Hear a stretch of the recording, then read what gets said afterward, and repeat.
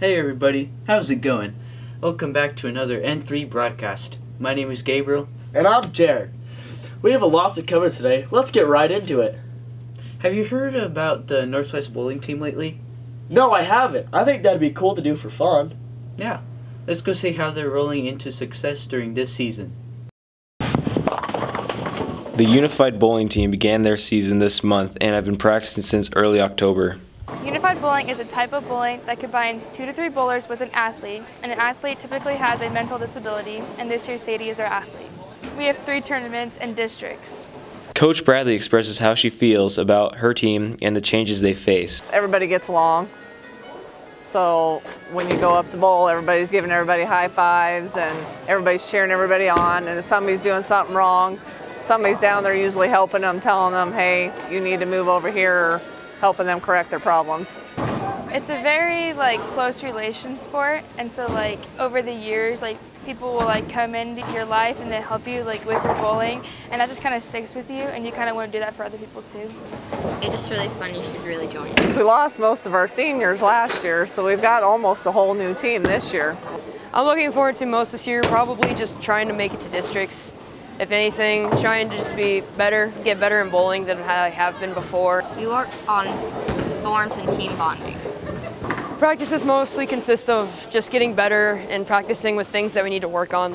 For me, I have to work on spares because I'm not very good at picking up spares. Help cheer on the team as they continue their journey to districts in December. Well, I'm glad that we have a lot of activities here at Northwest. Speaking of activities, PowderTuff is another way to get involved and enjoy the game. Yeah, sounds pretty fun. Let's go see how they did. Last week, Northwest Yearbook held their annual PowderTuff Volleyball Tournament. Ashton Pasota, a yearbook senior, told us what she expected for this year's tournament along with the differences from last year's. That they just have fun and that they can create this positive environment and we don't have any sore losers. I'm actually hoping so. We have more teams this year by 2. We had 8 last year and 10 this year, so I absolutely hope so. With the Volleyball PowderTuff Tournament being such a big hit, Ashton and the rest of the yearbook staff look at bringing in another Powder Puff tournament this year. I'm looking into getting a Powder Puff, so a girls football, flag football thing going, but I'm not sure, and as being a senior this year, it's up to my juniors right now, that'll be seniors next year, to carry it on. Before the tournament, we talked to a coach and player about how they as a team expected to do. We practiced a lot and we really worked on some skills that we really need, like passing and serving. I think we've prepared ourselves and had enough practices to go out there and show everybody what we can do. With more time and work put into this year's tournament, the turnout was very successful. This year's tournament turned out way better than last year's did. We had 2 more teams and then we made, I think, $100 more. As I'm not going to be here next year, I'm relying a lot on your class actually to be asking for it or to encourage us to have it again. So I just say keep on wanting to do it and wanting to be involved in the school. As the tournament concluded, our sideline reporter got a chance to talk with one of the teams that participated in this year's tournament. How do you think your guys' games tonight turned out? I think they turned out really good. We really bonded together real well and really enjoyed being a team and just having this fun experience with each other. How do you think they turned out? Definitely better than I thought. We just lost to the teachers because our serve receive was really bad. What are some things your team could have worked on? I think some things our team could have worked on were maybe just serving a little bit better. We had a weak spot for a few stretches where we let them score quite a few points, and I think if we were able to limit those, we really would have been able to play a lot better. What are some things you think you guys could have improved on? Serve receive and, just talking when the tip comes over when they tip it. What was your guys' major setback of the night? I think just letting other teams go on bigger runs and us not being able to respond to that super good. A couple guys maybe got down a little bit, which we did a good job replying, but still we let them go on some rough little stretches of points. I think our communication skills could have been better. We didn't really talk on some points. Congratulations to all the teams that participated this year, and an even bigger congratulations to the teachers that participated. Oh! Hey, Jarren, what are you doing? I'm going to do an experiment. It'd be awesome if I could get some help. Speaking of science, Mr. Olson might help with what you need for your experiment. He does? I need to do this quick, right now! Anyway, let's get the tour going while we try to find what we need.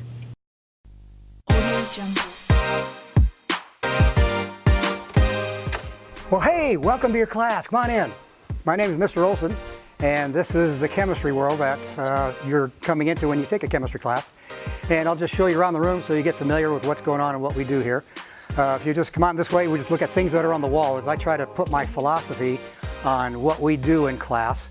And I put up here, if you don't know why, the how doesn't matter. Isn't that true in life? And of course, you know, the best way to learn chemistry is try, right? Chem is try. That's kind of neat and how that is spelled and how that gets into philosophy too. Moving along here, we go along and what science, this is a science class by the way, look at, in chemistry we are searching for the truth, and I have this sign up here, the truth is out there, and science is about finding causes, about finding truth, and we use chemistry as one way, biology, and all the other different sciences that we want to find the truth for. And we look out another banner, earn everything. You get a poor score, why? Because we earned it. We get a good score, why? Because we earned it. And as we go along, of course we can't have any whining. Sometimes we tend to do that, but yeah, we just move right along here. You're here for a reason. Your mind's like a parachute. Formula for failure and success. This is another reminder about, again, when things are going to get tough, you're going to get challenged. And like the frog, never give up on things, because if you do, you're done. And as we go along, of course, we have the main point of chemistry is understanding the periodic table, why the elements are the way they are, what's going on there. We use laboratory experiments quite a bit, so we'll go over to lab and take a quick look at the laboratory and what we do there. As we go into the chemistry lab room, we pass the chemical storeroom. If you want to get a quick pan inside there, you can see what all the chemicals that we have here. Now we got a light out, so it's kind of hard to see, but all of the chemicals that we have, this is built up over the years. We have thousands of different chemicals that we use, especially for qualitative analysis. Hey, this is good stuff. And we get into the laboratory, and as you look around, it's just our lab facility. We have a lot of safety factors, and if you happen to forget to take a shower in the morning, you can come over here and just stand under the shower, pull that down, take a quick shower. You got to clean up your mess though if you do that. Anyway, we got an eye wash so that if you get anything in your eyes, get that taken care of. We have our chemical goggles, your safety goggles, so that any chemistry, any reactions, anything we do in laboratory, always wears your safety goggles, because that's primary. And we have various stations, as you can see the different areas that we have here. We have test tube racks, plenty for qual analysis. All of the materials that you can need when we do chemical labs. Thanks for the tour coming in. I encourage you to come back and enjoy what we do.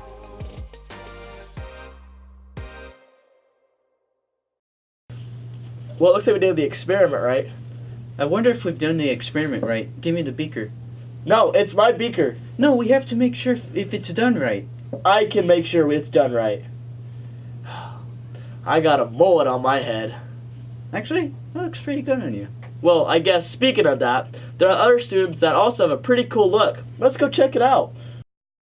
There's been a recent outbreak of mullets at Northwest, and here we have some of our best ones. I saw one of my buddies, Aiden Davies and Eli, they all started it and started hanging out with them, and I just decided, I don't know, something new, because I've had the same haircut since middle school, coming into high school, and thought I'd try something new. Eli Aaron's kind of started it, and we just kind of all hopped on and started getting mullets. It's just something that me and Cade and Isley talked about from like my sophomore year, so I grew it out most of junior year and cut it. I got my mullet because, well, I've always wanted one, but my parents wouldn't let me get one during senior pictures, so once senior pictures were done, I got them. I got a mullet because Jack Butler really wanted me to, so I let him cut my hair and turn it into a mullet. My parents, they didn't know I was getting it, so I cut it right after prom. So I came home and they pretty shocked. My dad loved it because he had one in high school, but my mom was little, didn't really like it. My parents' initial reaction was they just thought it was funny. My dad liked it. My mom wasn't really much of a fan, but yeah, other than that, my mom's kind of told me to cut it, but I still haven't yet. They actually didn't really care because they already knew Aiden had one, so they kind of expected it to happen. Jaden hated my hair, like instantly, still does, always will. Well, my boyfriend Eli has a mullet, and I don't like it. It's really ugly, and he just looks like a girl from behind. best mullet at Northwest. Other than me, Aiden Davies. I'd say Eli Aarons has the best at Northwest. Well, I feel like Eli started it, so I'm going to go with Eli. I'm going to have to go with Eli Aarons on that one. Ever would have to be Jack Stoll from Nebraska. I'd say Mike Sadler has the best ever. Probably Brian Bosworth. I think Jack Stoll has the best mullet ever. I don't have any regrets whatsoever. Thanks for watching, and always remember, business in the front, party in the back. Phew, at least it's gone. Hey, there are people watching us. Oh, sorry. Starting this broadcast, we're going to present an individual that not only becomes part of the Viking family, but also to recognize them for their hard work and success. Wow, that was very well said, Jarren. Thanks, Gabe. I wonder who we are going to talk about for this broadcast. Today, we're gonna take a look at Abby Schneckloth. Let's go see how she contributed to thriving on success.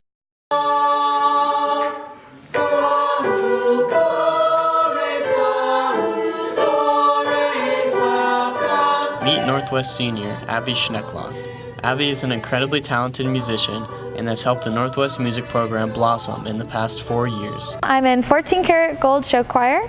I'm in the Gold Tones. I do musical. I also have a job outside of school at Texas Roadhouse, and I am on the church worship team. Her love for music was found at a very young age. My whole family has been involved in music, so I've been surrounded by it since I was little, and it's just something where like music gets you through your worst days, music encourages you through your best days. It expresses what we don't know how to express any other way. It's brought me to some of my best friends, and you know, I've gone through some stuff in high school like everyone else has, but having this music and family here has encouraged me and gotten me through the worst of those times, and just given me a really safe place to evolve and become myself. Abby was chosen to compete in the Jimmy Awards. Only a few in Nebraska get handpicked for this event every year. I had to go through a really long audition process to go to the Big Theater Awards, and I was one of the top 8 girls in the state. While we were there for like a week in June, I met all these other kids from other schools, which was amazing. You know, meeting people who have the same passion as you and are just so dedicated. Abby has big plans for her life, all being based around music. I'm gonna go out of state. I don't know where yet. I have to do some auditions. I'm gonna major in musical theater, hopefully perform. We'll see how that goes for me. It's always good to recognize the students for their dedication and hard work. Yeah, we almost forgot something. What's that, Jarren? There are Northwest couples that we should also recognize. Yeah, let's go check it out. How did you two meet, and how long have you been dating? I think it was Carson Mings, like, mostly, wasn't it? Or something, I don't know. We met last year in math class. It was in May, and he was like added me on Snapchat, and I was like, why not? So I added him. Well, we've been dating for about 9 months. It's been almost 11. Really, that long Yeah, already? Yeah. Wow. September. What's after September? October. October, November.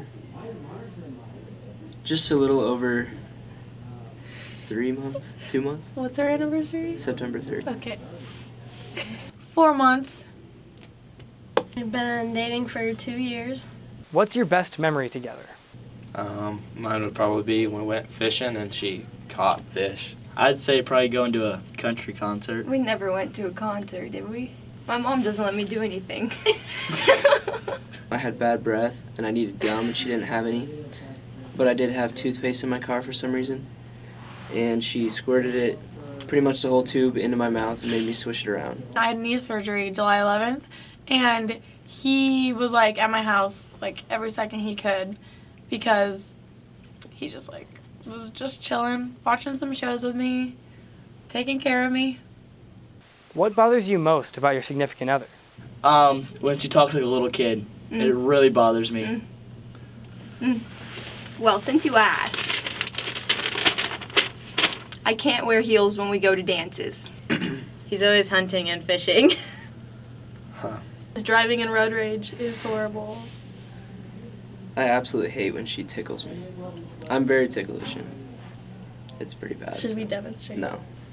He sleeps a lot. She likes to bump into me a lot. She likes to trip me.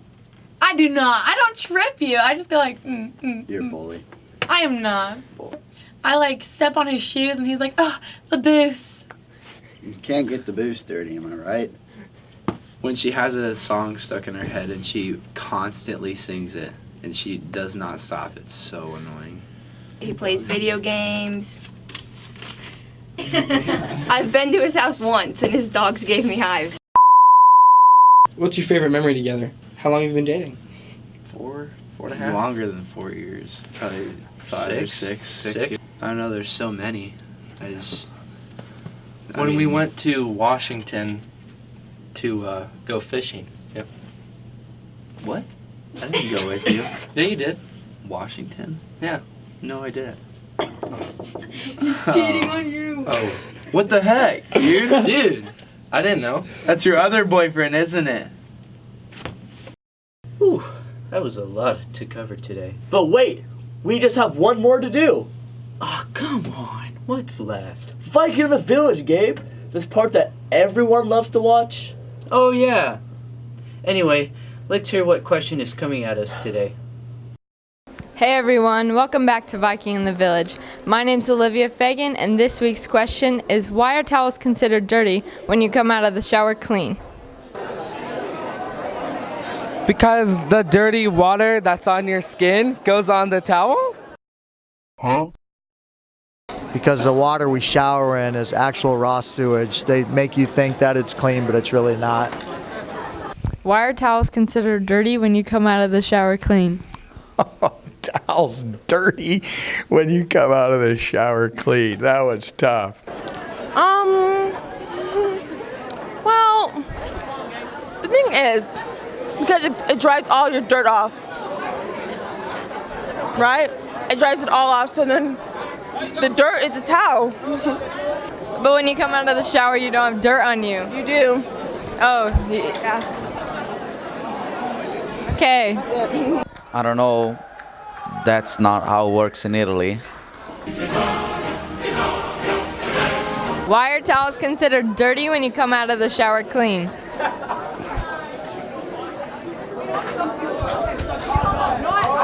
I have no clue. I have absolutely no clue. Because you use them? I don't know. Are they considered dirty? Because when you come out of the shower, you should be clean. You're wiping that water off of you. So the towels, I don't know if they're considered dirty, but they're considered wet. Towels aren't dirty, right? That's according to my mom, they are. Well, because when you wipe yourself off, the water stays on the towel and it gets mildewy. Mildewy. If you let it hang for long enough. What's mildewy? Basically, probably mildew. Mildew. The reason that these towels are dirty is because of the mildew buildup.